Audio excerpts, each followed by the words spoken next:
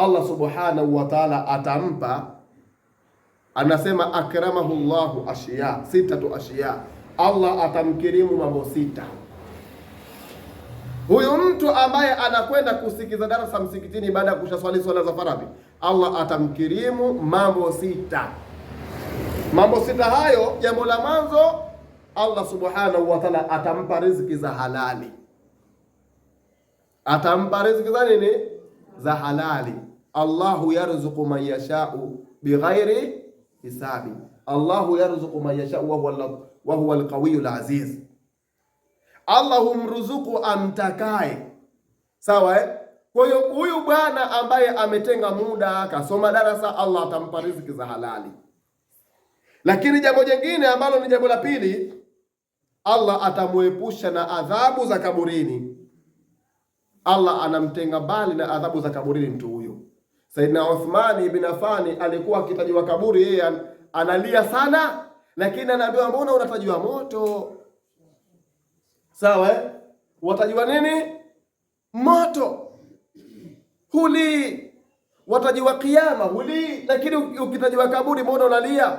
Anasema kama Allah ataniweka motoni, motoni nitakuwa na wenzangu. Kama Allah ataniweka kwenye kisimamo nitakuwa na wenzangu, lakini kwenye kaburi niko peke yangu. Uthman ibn Affan radhiyallahu anhu. Sasa mtu ambaye atakuwa anasikiza darasa baada ya kushaswali swala za faradhi, Allah anamuepusha na adhabu za kaburini. Jamani, kaburini ni sehemu ambayo inatisha mno.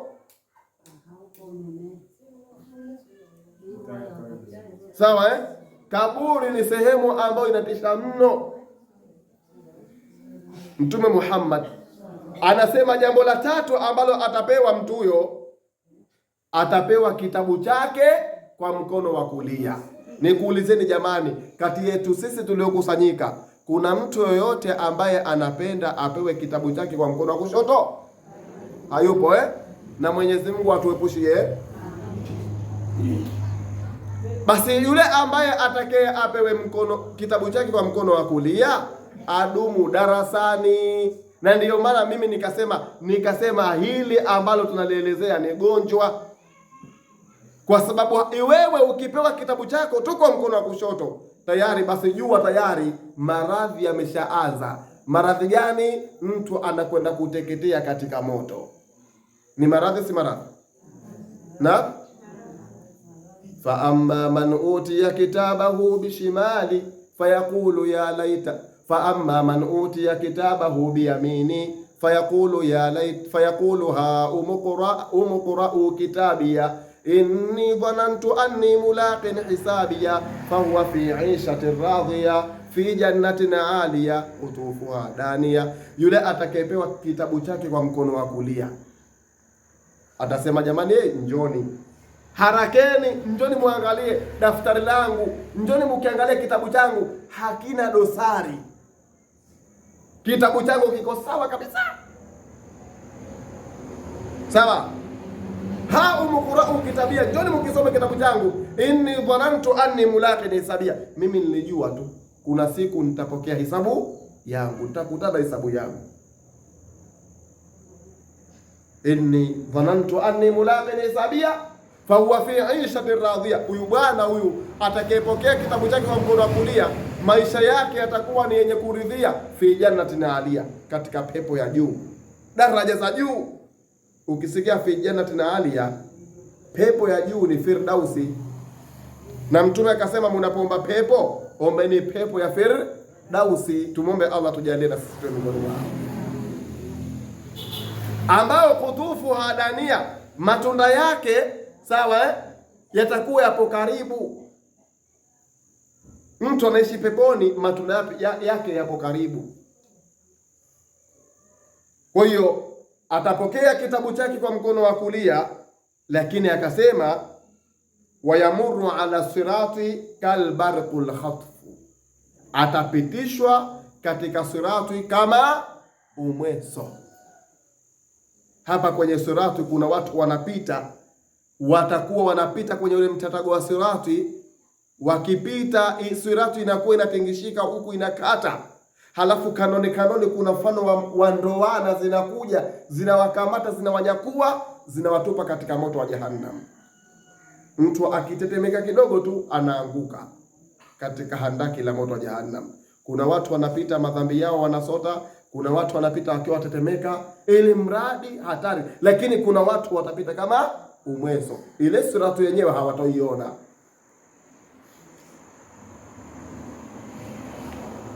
Akasema Mtume Muhammad sallallahu alaihi wasallam, mtu huyu ambaye atakuwa amedumu katika vikao vya ilmu baada tu ya kushaswali swala za faradhi, anasema wayuhsharu ma'an nabiyina, atafufuliwa aekwe kwenye kundi pamoja na nani? Na mitume. Kuna watu watakuwa pamoja na mitume, sawa? Ulaika ma'an nabiyina wasiddiqina washuhadai wasalihina wa husna ulaika rafiqa. Allah amesema ulaika ma'an nabiyina, hao watakuwa pamoja na mitume, washuhadai na mashahidi, wasalihina na watu wema, wa hasuna ulaika rafiqa. Uzuri ulioje kuwa na marafiki na mitume, raha ilioje. Wengine asema uhondo ulioje mtu kufufuliwa akaambiwa kundi lako ni lile kule, anakwenda kukaa na mitume. Hapa duniani tu, wallahi hapa duniani tu kuna watu wakikaa na Mama Samia basi wanajiona wakikaa pamoja na rais lakini je, leo unakwenda kukaa na Mtume Muhammad, raha si raha? Na mpo hapa duniani, Sheikh Mansuri, hapa duniani na kupa mfano hapa duniani uenda kosha mkewe, sawa, utahojiwa mpaka nini, lakini akija hapa mtu mwenye koti lake zuri, anajulikana, bwana huyu makamu huyu ni waziri, huyu ni hivi, huyu moja kwa moja anapewa, sawa. Sasa hii ni mifano tumeipiga kwamba mtu yoyote ambaye atafufuliwa yuko pamoja na mtume, sawa. Allah anasema uzuri ulioje, sawa, kuwa na marafiki hawa. Muda unatuacha mkono, na kuna Sheikh Mansuri hapa atakazungumza na yeye japo dakika 10, lakini malizie. Nabii Muhammad sallallahu alaihi wasallam anasema al-ulamau warathatul anbiya, wanachuoni ndio warithi wa nani? Wa mitume. Hawa wanachuoni hawa ndio warithi wa mitume. Ina maana mtu yoyote anayetafuta elimu atafuta urithi wa mtume. Mitume haikurithiwa mali, mitume imerithiwa nini? Ilmu. Ndio maana Badhari alikuwa na marikiti, akaambia antum hahuna qaiduna wa mirathu nabii yuqasimu fil masjid, ama nyinyi mmekaa hapa, watu wamekaa sokoni wanauza biashara zao, wakati msikitini huko kuna watu wanagawa urithi wa mtume kama tulivyokaa sisi msikitini wakati huu.